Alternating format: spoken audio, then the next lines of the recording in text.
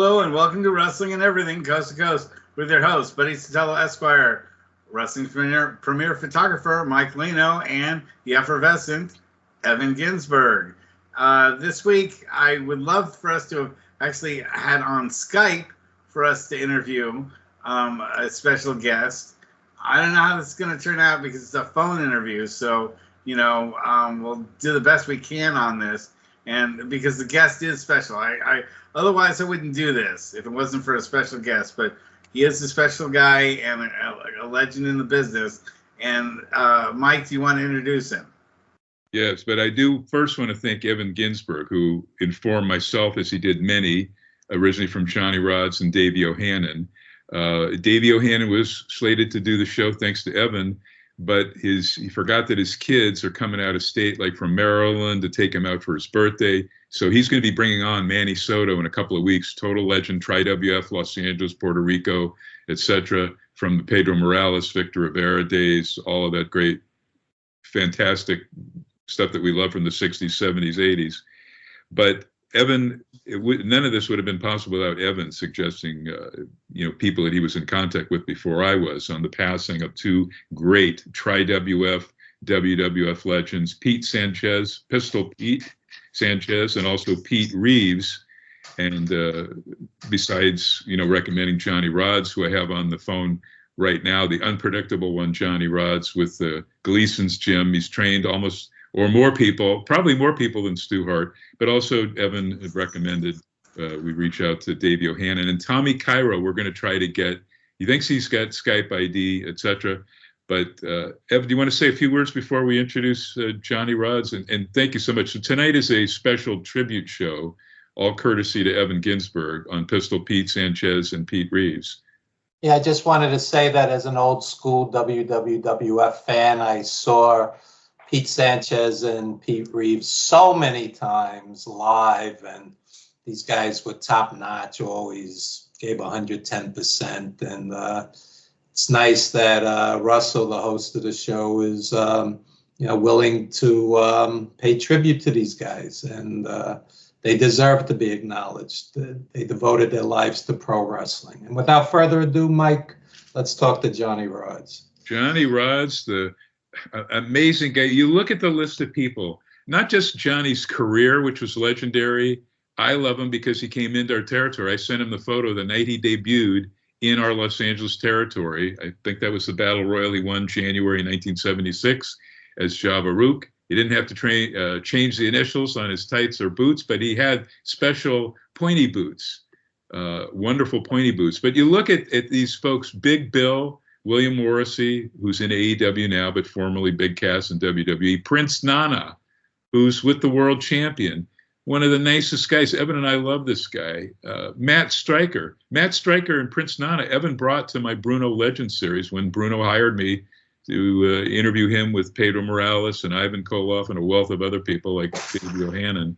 S.D. Jones, who we'll be talking about tonight. Masha Slamovich, who has been killing it in TNA and globally and internationally. Vince Russo, Jason Knight of ECW, Elektra, who all of us remember from the Philly Jersey days. Bubba Ray Dudley, well, we'll get into that, but Devon Dudley, Taz, so many people, Tommy Dreamer, all these folks that we love. The one and only Johnny Rodz. Johnny, welcome to Wrestling and Everything Coast to Coast. We're all spread out between New York and California, and thank you so much for doing this and for helping us remember two greats. Did you break in both of these? I think you broke in. Did you break in Pete Sanchez as well as Pete Reeves, or? No. Pete Sanchez.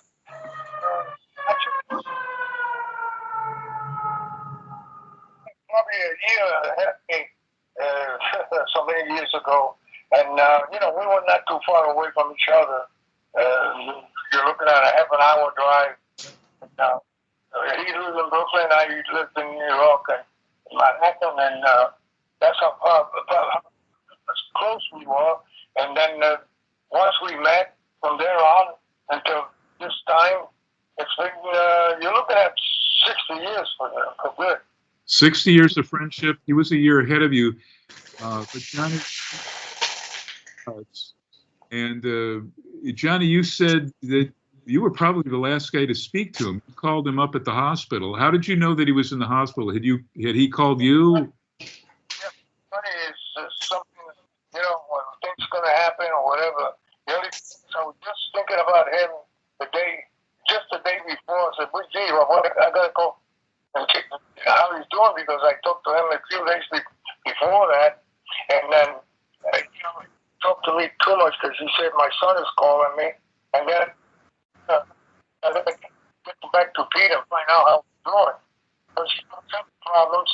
And then as soon as I had a thought that I want to call him, bingo, the phone rang and he says, hi, Johnny, Peter. He says, I'm at the hospital. I said, okay. He says, yeah, you know what, Johnny, if you could call me in an hour and a half, because you're going to examine me. So I said, okay, no problem. And that was it. And then I waited an hour and a half.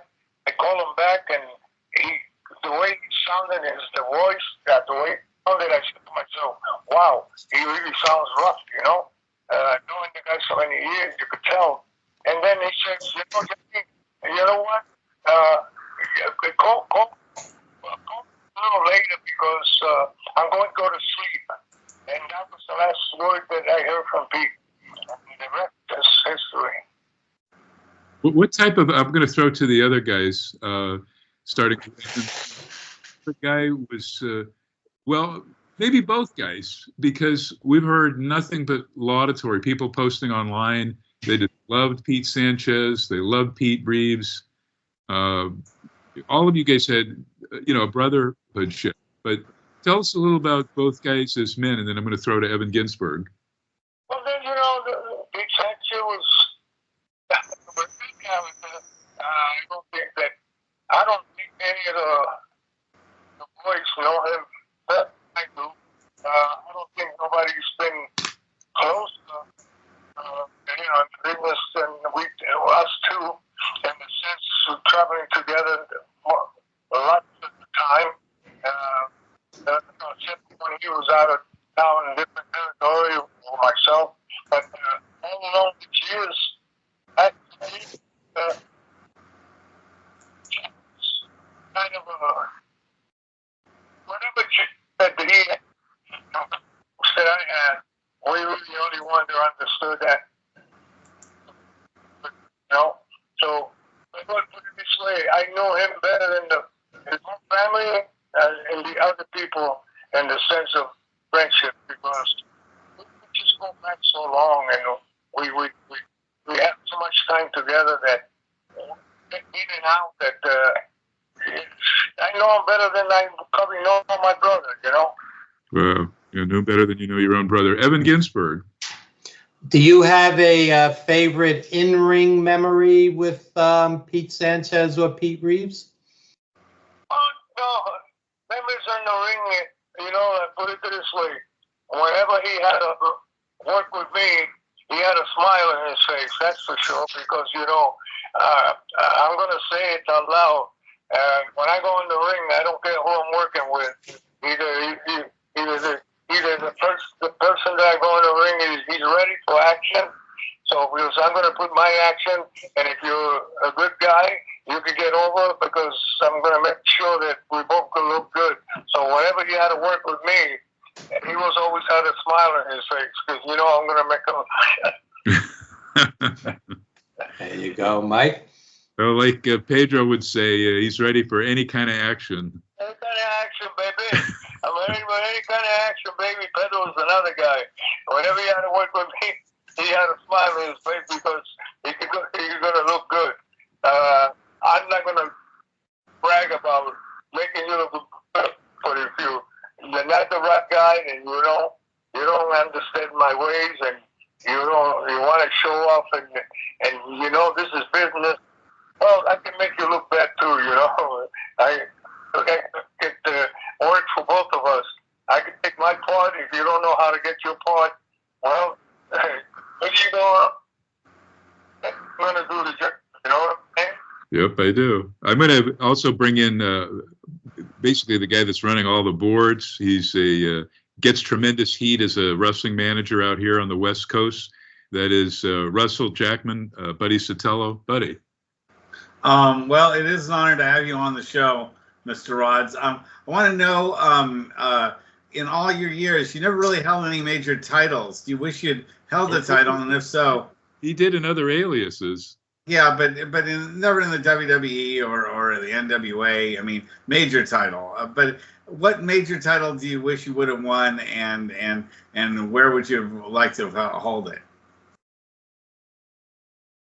She's asking me that? Yeah, he's asking, because I remember as Java Rook, you held quite a few titles. You were doing everything. You gotta understand, when you have your winnings and the 22 Battle Royale, there's always one guy a year, and the way I looked at it, that in the sense the way it was, that it was one big every year, and one character from some territory somewhere comes in and gets put over and gets, well, now that guy is a world, and the entire world knows who won it. Well, like they used to say when I went there, unknown, some unknown won it. Well, you see, that's just like WrestleMania today, because that was the only big event of the year, the 22-man Battle Royale. Well, that's one good winning. And when I went to Puerto Rico and became the super medic for a year and a half with the Jose Estrada, we had the 6 belt. We had we had another single belt. So he had 3 belts. So we had a cap and eggs all the time because you can't go to the town and bring your belts because the promoters will get pissed. But I was a year and a half, and we drew for a year and a half everywhere we went, we sold out. That career, that manager at that time was Bob Barabas in Puerto Rico, and at the same time we had 2 managers. Larry Sharp came in, and he was the manager with us at the same time as Barabas. So that's how hot we were in the Caribbean. All the way, we did the whole Caribbean all the way to Trinidad, and then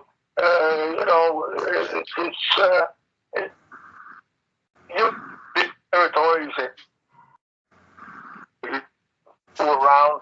I traveled to most of it in New York, and I was in Canada quite a few times. I've been to Japan 5 times. It's at the end, I did more independent at the end, all over the Middle East, and I traveled so many places, even at the end that nobody knows about, whatever gimmicks it is in the business. So, it's hard to have, not everything is put up. And now today, you sneeze and everything. So those days you could be somewhere champion. Right. There was none of that social media, Johnny. Johnny, I remember you at least a couple of tours for Inoki. Were all of your tours for New Japan and Inoki, or did you work at least a couple? I think 4 for Baba, and 1 was for Kenzo Nagasaki. Oh, okay. Yeah, his company. When we came back from Puerto Rico, because he was in Puerto Rico with me too, and I came back over here and I went to work with his company for a few weeks, and had a few high spots there too. I want to throw out some names. These, some, Lee Wong and Ben Ortiz, they're like late 60s, 70s, but there were just so many guys. I'm sure a lot of these guys, I mean, I don't like calling them enhancement because a lot of you guys were better athletes than some of the guys, that were getting the push. Just so many folks. You and I, when we talked on the phone the other day, I was talking or bringing up some guys like Evan and I and Russ had Mike Pappas on the show. There was Ev, who we had some other ones, but Red Bastien was very close to Mike Padusis, who I think was doing a lot of TV for Vince Sr., Masked Russians. Obviously, Jose Estrada, you and he have history. Did you break in Jose Estrada, or what's the story with you two guys? You guys. Estrada was a local guy in Brooklyn. Never did it, and it's just a local, the Mickey Mouse Club around. The local guys that never was or anything like that, or Vince or anything like that. But because it goes back quite a few years when Vince is doing TV, Pennsylvania, all over the TV every 3 weeks, and then at that time, they needed,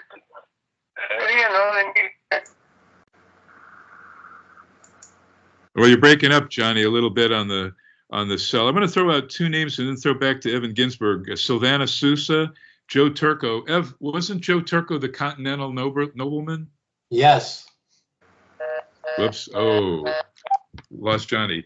I'm going to try to get him back on. That's the problem with these cell phones, guys. So as we do this, we're actually doing this live. And I think he had a hand in training Sal Balomo. Call has been to an automated voice messaging system. 91752. Oh, don't want to give that up. I'll try him in a little bit, or maybe I could try. Were you guys able to? And I know I really thank Russ for doing this. Were you guys able to make out most of that? Should we try Tommy Cairo? No. Okay. No, we're not going to do this again, Mike. Right. We're not going to do this over the phone ever again. Just understand that. Johnny Rodz is an important guy. Really appreciate the effort to get him. Please But call if you can't back. do Skype, then, I don't want to do this. Johnny, are you there? Can you hear me okay? We lost you. That's the problem with cell phones. You can hear me now, right? Yeah, okay, good. It sounds like you're on a landline now. At least it's clean. I was just throwing out names like Sylvana Sousa and Joe Turco. Were those two other guys you broke in? Like, do you have an idea of how many names wrestlers at Gleason's, world famous Gleason's gym? Is it over 80, 90? In the 80s. I've been there. There's been thousands of guys. Thousands of guys. Made it, they brought a name up I wanted to ask you, like, your rapport with Vince Sr., because Vince Sr. to our LA office in the 70s, starting with Joe Nova, who then became Butcher Brannigan for us, Al Nelson. I guess I'm not sure if that's his legit name, but that's the name he used when he was on Vince Sr. TV around 72. He came in for us as Pork Chop Cash. They threw the title on him. Pork Chop Cash was from Washington, D.C. Oh, so he was a Cap Center guy. Okay. But what that I know of, that's where he's from. Yep. I want to ask you, and Evan also, I'm sure, did Monsoon give you the unpredictable nickname tagline, and what was your rapport with Vince Sr.? I'm sure you have some interest. Actually, that name came out of Vince Jr. Whenever I was on TV and he was there doing his work with the mic, he would always call me. He always say, "Here comes the unpredictable one. This guy's very up." So I wonder what he's going to do today. And somehow that kind of stuck on, and that's where it started. And many years back. It's a great nickname because it's unusual. No one's ever used it before, to my knowledge. No, well, right now you mentioned the unusual in the pro wrestling business, and people will remember the name. Actually, Dick Slater used the unpredictable moniker as well. Unpredictable Dick Slater. Russ is saying that the late great Dick Slater stole your nickname years later. So, but everybody, when you say unpredictable, obviously, Ev, wouldn't you say the first name that comes to mind is obviously Johnny Rodz, the legend? Absolutely. Ev, go ahead. Let me throw to Evan. Mr. Rodz, I saw you at Madison Square Garden, wrestle Billy Robinson, wrestled pretty much everybody. What's your favorite match at Madison Square Garden? Many now. Now that's a good. My God. You know what? What's my favorite match? I make sure that whenever I went in the ring, regardless who it was, I always like to have make the fans enjoy what we do. So I always try to, whether the fellow that I'm working with is not the greatest or he doesn't know how to get the heat, I always like whatever something new that makes the people at least shout out. That's what the world unpredictable comes from, because that's what the way Vince Jr. saw it. He would say, "We never know what's going to happen when Johnny Rodz is in the ring. He's very unpredictable." So it's stuck on, and that's why I said it doesn't matter who I work in the ring.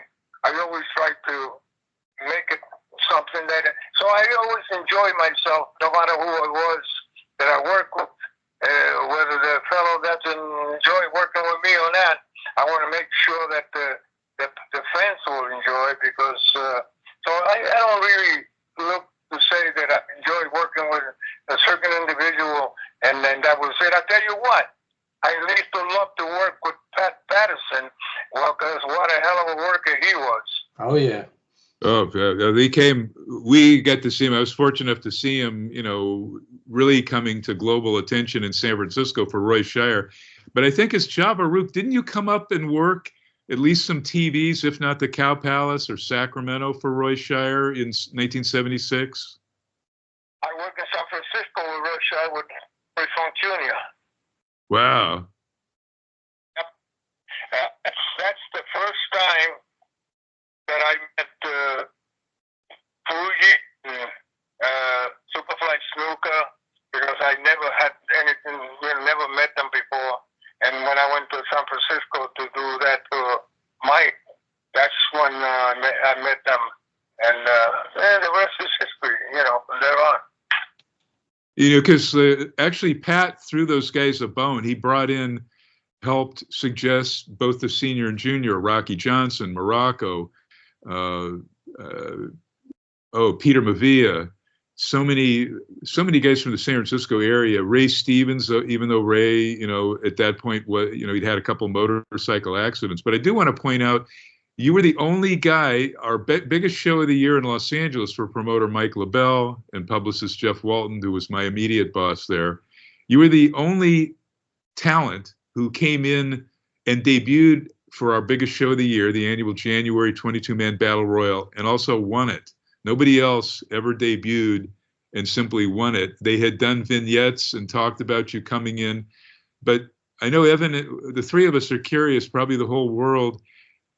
What was, did Vince Sr. send you into Los Angeles in '76 for X period of time? I'm gonna tell you how it happened. We were on TV in Philadelphia the night before, way back in '76, and from there we drive from Philadelphia. We drive all the way back to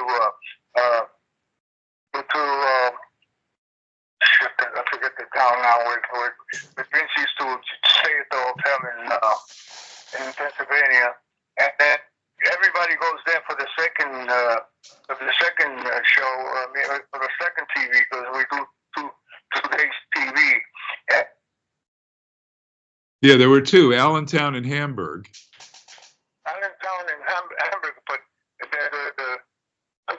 the town, the hotel where Vince used to stay, and where they used to go eat after the TV, and everybody's hanging around. And then Ernie Ladd, about, I would say maybe 11 o'clock at night, close to 11. I'm in the lobby, and Ernie Ladd is walking out of there because they were all having dinner with Vince.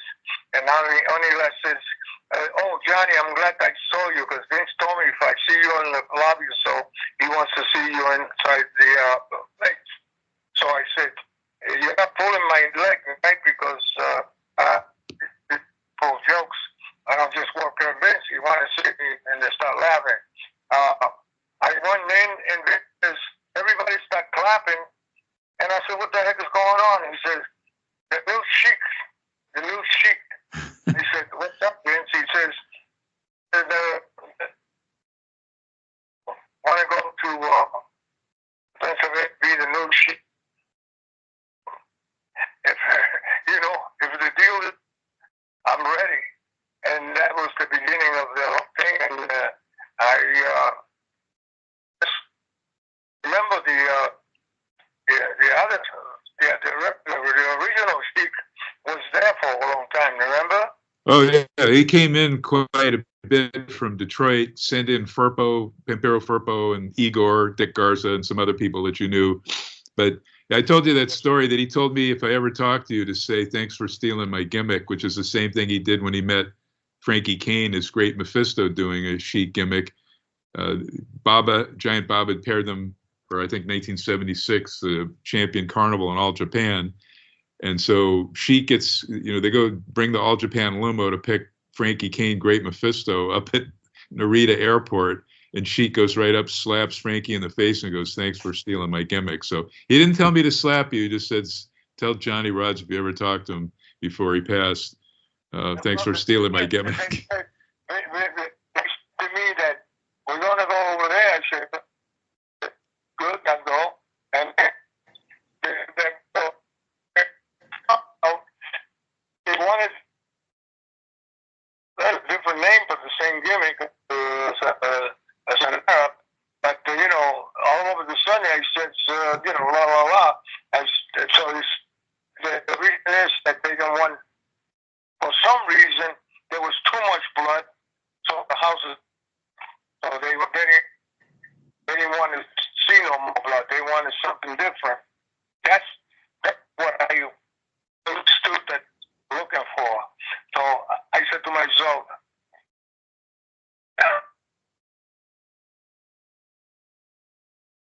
Johnny, I think we lost your audio. I was just going to say, when you were there, Gory Guerrero had brought in, I have a lot of photos of you, double juice with Gory Guerrero. He helped introduce Chavo, who nobody knew. He brought him in. They came in from El Paso, and then you wrestled the other sons, Hector and Mondo. But there was there was Fabulous Frank Monty. There was X amount of talent in that area. A lot of folks didn't know. They didn't know who Roddy Piper was. He first managed as Crusher Verdue, and then I think they put you with him as this pimply faced kid. you hear me? Yes. You're listening to me? Yes, I can hear you. I'll repeat it if the audience can't hear it. What happens is that I went there, and that's the first time I met Roddy Piper there in Santa Monica, and we clicked in good. And then I went in there, and I said, I'm sure I've got this shit forgetting, but I don't speak. I can't. I didn't want to use with a gimmick that they're not going to get over. So I played like the story was that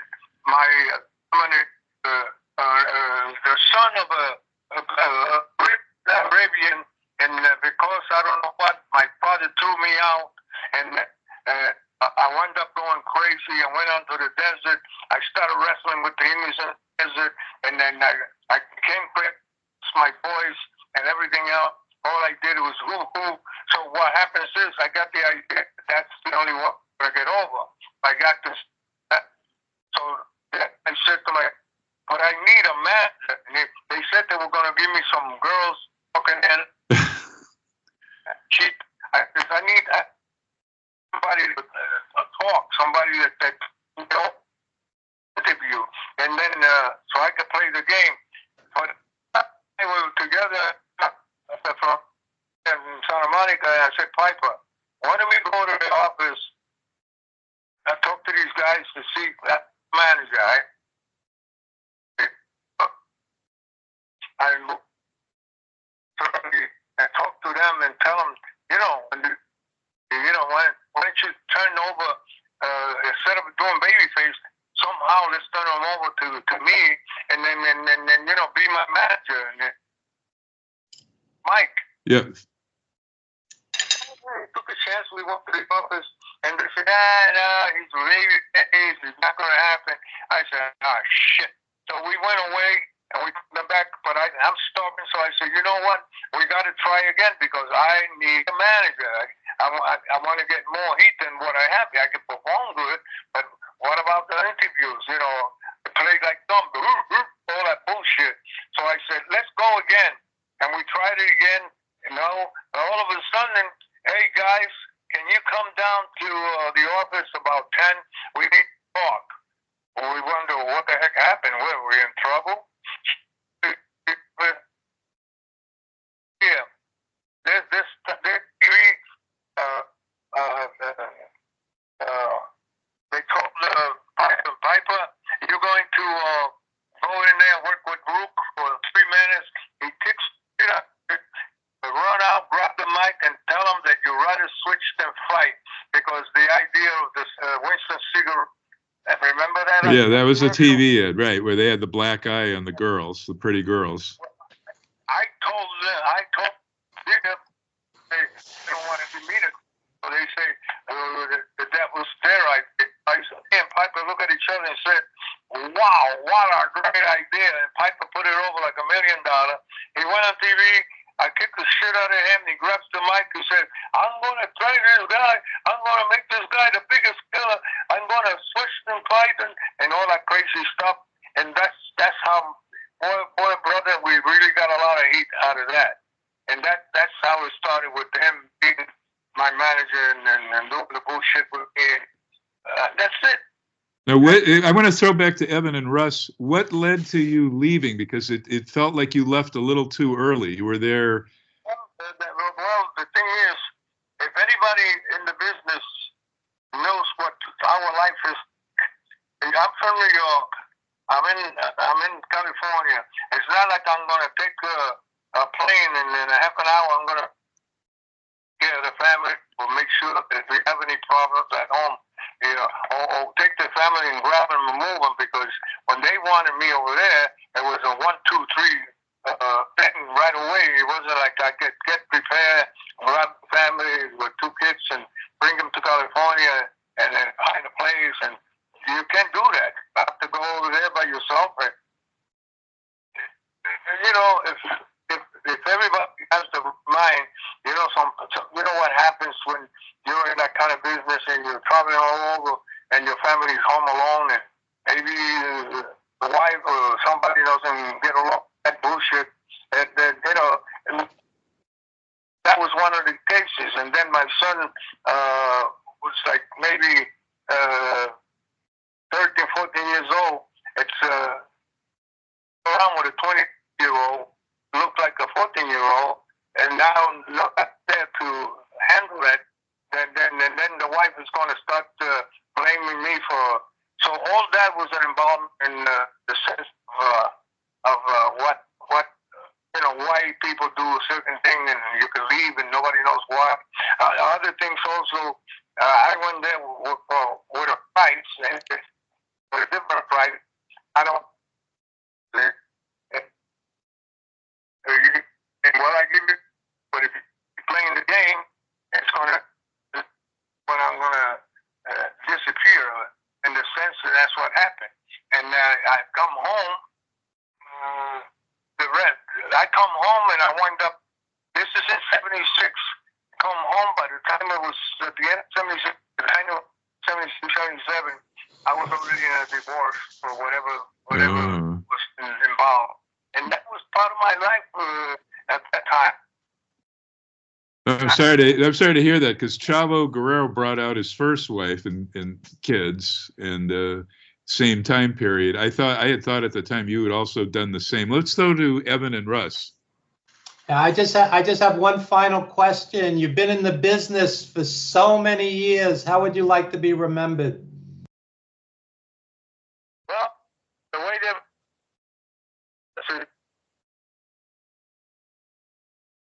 Oh, Johnny, we're losing your audio. You know what? I can hear you guys correctly. Can you hear me? Yeah, now we can hear you. Evan asked, how would you like to be remembered? You've given so many generations of people happiness wrestling and trained so many amazing talents. People enjoy my work in the ring. I mean, people. I mean, I feel it today. You know, it's so many years that I'm out of the game. You know, for so many years, and yet when I go sign autographs, people come in and make me feel like it was yesterday. You know, and they're so lovable and they're so about getting an autograph and a picture. And I said, I don't believe it. It's amazing how people enjoy your work. You know, so even though now I feel better than I even felt then. But like I said before, I went in the ring and enjoyed the game. And no matter who I work with, I want to make sure that the people get that people. And that's the way I was. And to be in the Hall of Fame. Oh, the Hall of Fame. Well, yeah, you're in the Hall of Fame, though, right? Yeah, sure. Yeah, didn't you get put in like 2005?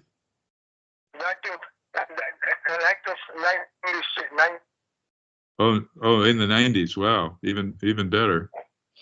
So what happened was I was home minding my own business and not thinking about wrestling.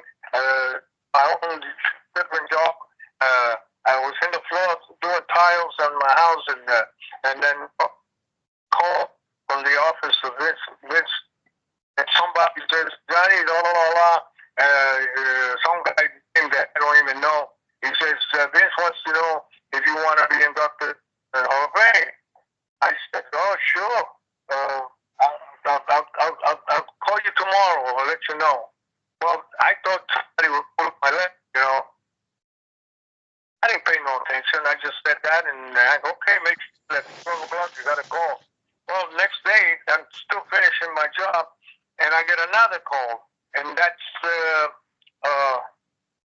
so there was just yeah. Oh my God! Now I forgot his name. He calls me up and he says, hey, Vince wants to know if you want to be. I said,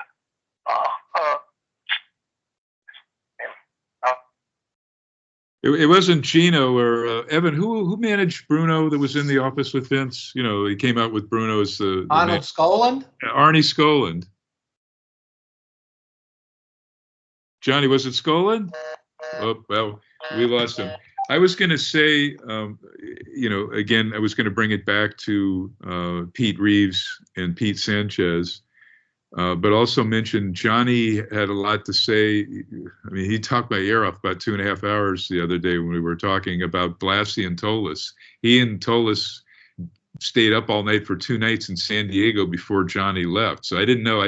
We'd thought that he brought his family out, but that shows you, you know, when you're away for most of that year, 1976, it led to, sounds like it led to divorce with he and his family. So, we'll thank Johnny Rodz. I don't think I want him back on with the phone. It's just too hard to hear. If we can get somebody to set up Skype.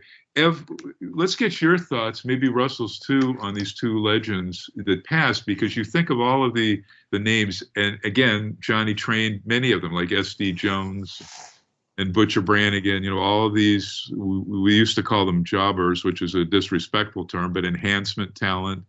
I think he had a big hand in Sal Balomo. I'm not going to pick that up. That's on the cell. That's Johnny calling on the cell right now.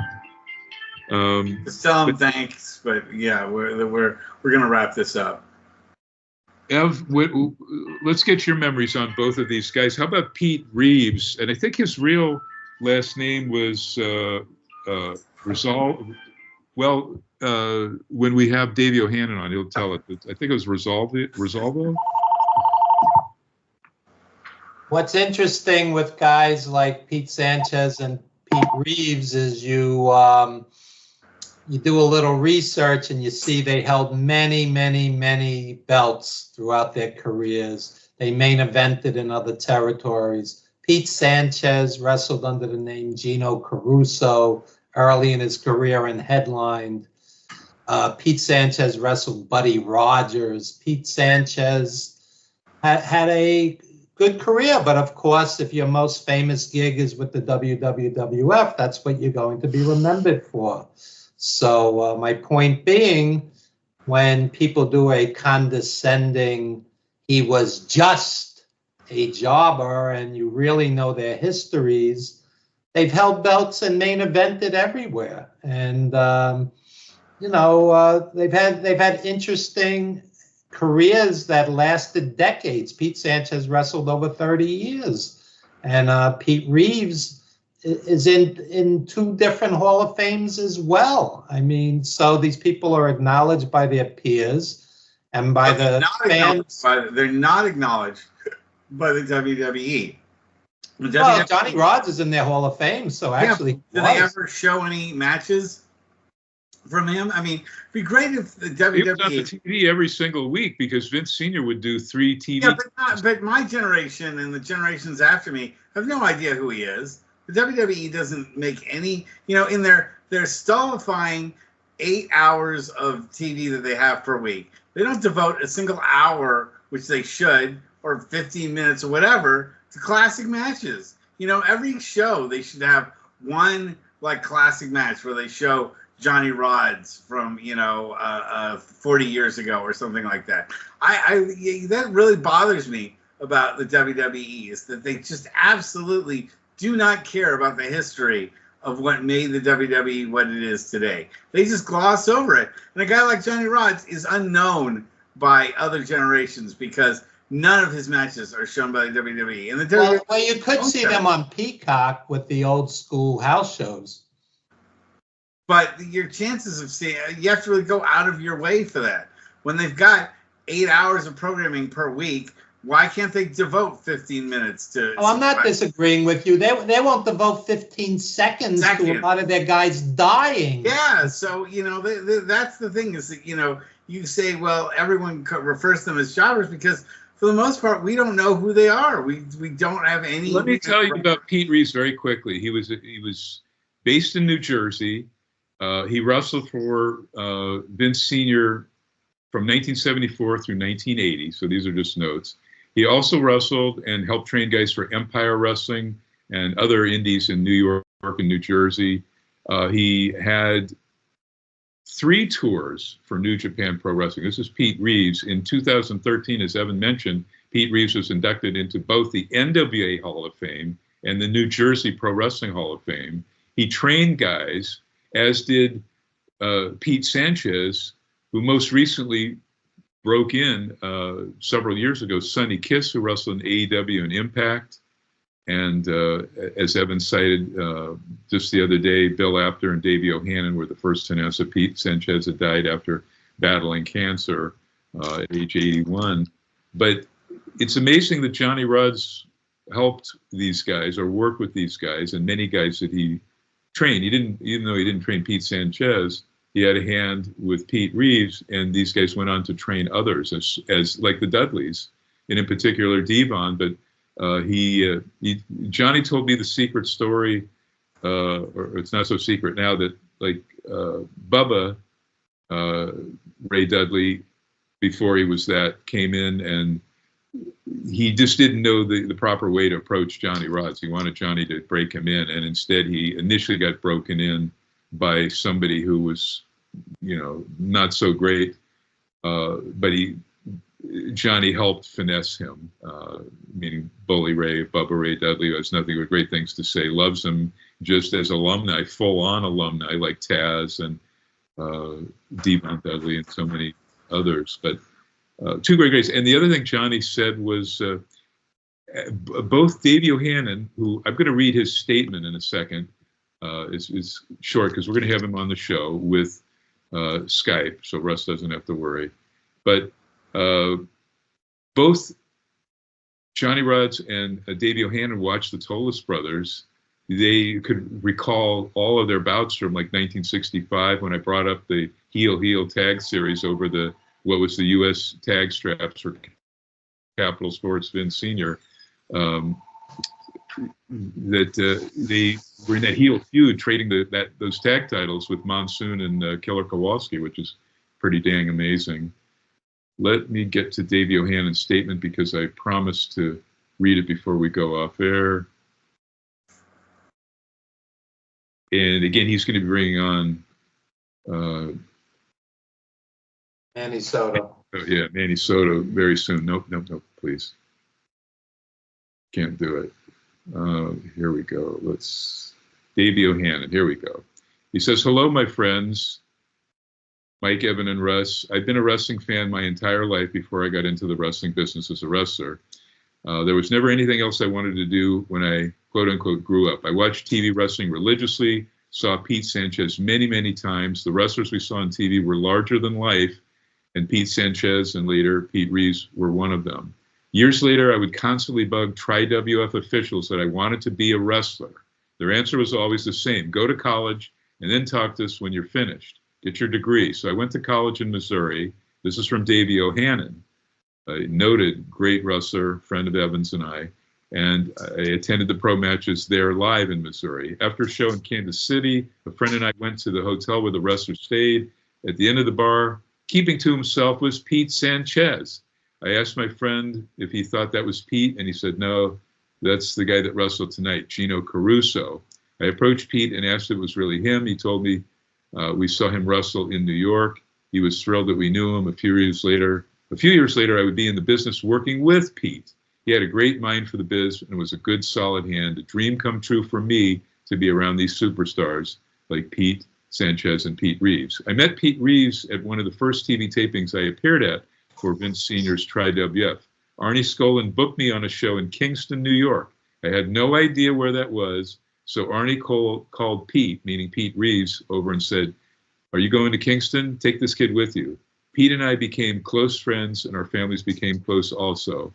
I stayed in touch with Pete until Pete's last hours. He was a good-hearted guy and a real great character, real great friend to be around. I knew both Petes for about 50 years apiece. It really feels like our circle of friends are shrinking quickly, and he sent some photos of himself. I'll send Russ, he with both Pete Reeves and Pete Sanchez. So what a great guy, Johnny Rodz and Davey O'Hannon. And Evan, again, I want to thank you for that. I want to thank Russ, of course. Not the world's greatest audio, but I'll try to transcribe it and put it out there on the show. But these guys, as you mentioned, Charlie Fulton, so many of these guys, later on, Barry Horowitz, Sal Balomo, all of those guys. Who was it? Jose Luis Rivera. Who were the two guys that were in the gold mask? It was Jose. Conquistadors. Yeah, the Conquistadors. Do you remember who the other one was? Was it Jose Estrada? I think it was Jose Estrada and Jose Luis Rivera, if memory serves. It's 40 years ago. Dusty Wolf, Rusty Brooks, Rick, who was Rick Oliver. He was Rip Oliver. It was like a main eventer. Terry Gibbs. When Russ asked about that, Johnny Rodz was a two-time America's singles champion and a one-time America's tag team champion, holding the straps with his manager, Roddy Piper. So that was the second guy ever Piper managed out of a ton of folks. The first one was Crusher Verdue, who was known most notably for the Sheik's territory, but he did work for Vince Sr. And then there were other guys like Keith Franks that Piper managed, who would later become one of his best friends, known as Adrian Adonis, Cowboy Ron Bass, who later became Outlaw Ron Bass, a number of guys that you would see him with. I don't know if he had a hand in at least bringing in Ron Bass from Florida up there. But Russ, what were your memories of, because you wanted Johnny Rodz on the show, did you have fond memories of watching him on TV or about all the many guys he trained? No, mostly it was as, enhancement talent. I mean, remember, most of what I watched was late 70s to the early 80s. Like, I watched in the early 70s, then for about 5 years, it wasn't on TV in the Bay Area. And then I caught back up with it in the early 80s. So my memory of him is in that early 80s time, which is right about when his career kind of wound up. So he was just in a lot of squash matches against guys like King Kong Bundy and Big John Studd and stuff like that. That's what I really remember him. But I know obviously since then about all the people that he trained and all that stuff. And I would really love to have him on Skype. It's just the audio on phone is just not good enough for a real, one-on-one interview like that. So hopefully that'll be the very last time we ever have someone on the phone. Listen to this, some more names. But he got a smile when I was talking to him or he said he was smiling widely when I brought up the name of Mike Pappas, who we had on the show.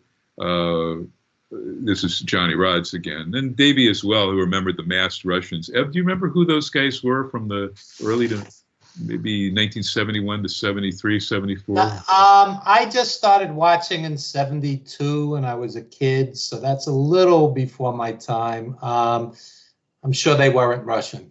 That's all I can tell you. I think anytime a guy's in a mask as a Russian, he's not a Russian.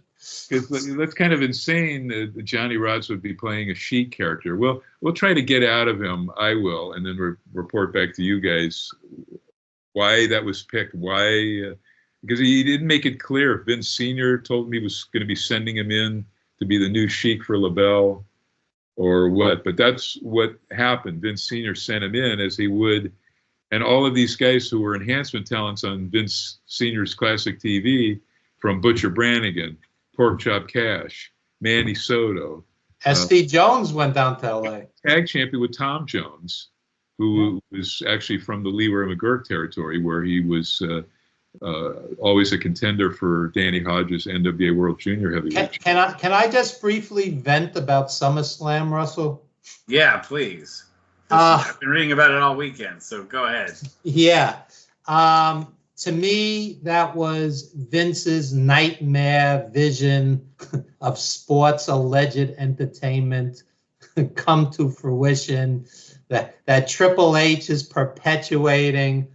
There was an hour 48 of wrestling in a 4-hour show and 2 hours and 5 minutes of entrances, sing-alongs, promos, and other inane vanilla pablum. Why do you think that was Vince's nightmare? If it made money, that's his dream.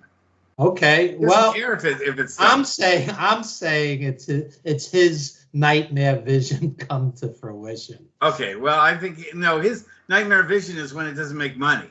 Otherwise, he doesn't care how bad what these shows are. They certainly didn't on his last few years. And I think we're arguing semantics. What I'm saying is it's my nightmare, and he brought it to fruition. That's so.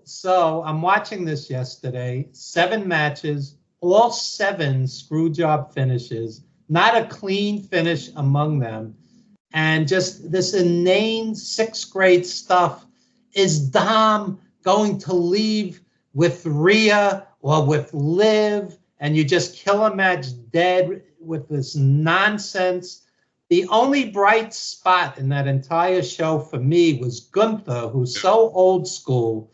And even that, it was a screw job finish, but the guy's so great, you just can't kill his match.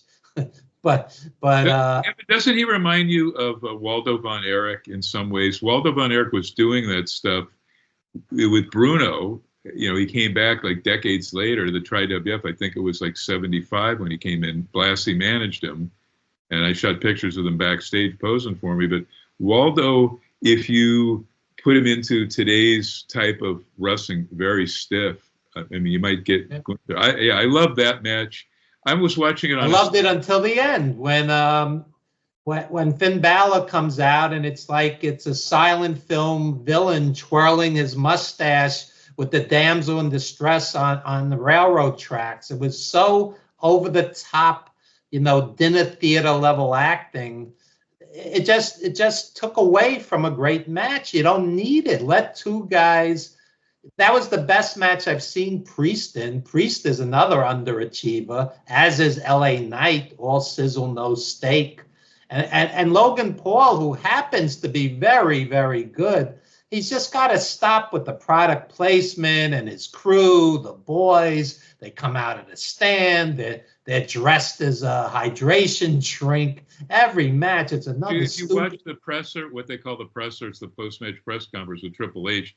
I'd rather have root canal than watch Triple H boast. He was touting the fact that not even Vince had this many corporate sponsors, so maybe that's the reason for. How could you watch anything after that event? I would like Evan. once you're done with SummerSlam, I would think the last thing you would want to do would be watch anything related to wrestling. I think you just want to run away screaming from anything wrestling related. I like when the young fanboys, nitpick what I said. They go, "Oh, you don't like anything since the territories." I go, "Absolute bullshit." I said four WrestleMania matches. I said were excellent. And Ospreay and Swerve and Ospreay and MJF. I'm not one of these. There's been no good wrestling since the territories. I call it as I see it. That's journalism. And that was a crap show yesterday. Before the match started, I go, 17 Samoans are going to run out during that match, and then Reigns is going to come out. And it's exactly what happened. I mean, it's utterly predictable. How is utter predictability, a positive? Because the fanboys are comfortable with it? It's crappy booking. And I thought that the show was really crappily booked. But you know what? SummerSlam has gone from being a premier event to being just another pay-per-view. $966 ringside. How many people there? Was it like 54, 55? They claim 57,000. What's the difference? It's like a religious fervor, a sea of money marks. $966 for that show. I wouldn't have spent $96 for that. And I didn't even watch it. I got it for free on Peacock, and I didn't bother to watch it. Watch the Gunther match. The Gunther match is worth seeing. Other than that, I'd rather watch the Olympics where people are actually trying to compete and doing something, interesting for the viewers. At least the Olympics are trying. Why would you watch the Olympics when you could watch Liv and Dom kissing? Yes. Because I want to see some Biles get some more gold medals. It's either the men in gymnastics haven't performed obviously as well. They never do as our women from the United States. The women are killing it. So they have one last event. WWE needs to sign that shot putter. That's their next big sign. You need that guy who does the shot put. That guy would make a great in-ring presence. Hey, let me throw something out there. WWE, they say, has lost interest in Omos. This is not complicated. You have a guy like that come out as a bodyguard like Big Bubba and just stand with some little heel with a big mouth like Finn Balor or somebody, and that's it. It's simple. I mean, it's like... He kind of did that. Remember, he did that with AJ Styles for a while until he turned on AJ. Yeah, that's the only role for him. I don't see him. He's not very good in the ring, so I don't care if I ever... Nia Jax isn't very good in the ring. She's the champion. Yeah, she's better on the mic though, and they like pushing her. But you can only do so much with just big stiff guys. I mean, look at how much the WWE tried to do something with Khali and never could. By the way, I keep hearing about these quote unquote engaging angles, and I got a light bulb this morning. This took me about 30 seconds to do the entire angle. Now that Gunther's world champion, you have him fall in love with Valhalla, who walks in the ring with the Viking Raiders, and you turn her from feral into like a classy woman, like you do a My Fair Lady angle. Yeah, exactly. And then you have a wedding at the end, and everybody throws cake at them, and that's it. The fans will love that. That's brilliant. And they'll say Triple H is a genius, and there's some booking for you guys. Maybe have Billy and Chuck be the minister the wedding there. I saw guys give SummerSlam 10 out of 10. I wanted to put a gun to my head. It's like I've lost my mind. Yeah, but those are the same people that go to the McDonald's and say, "Oh, this fine dining microwave cheeseburger, 10 out of 10," and then they go home and they drink their flat Bud Light.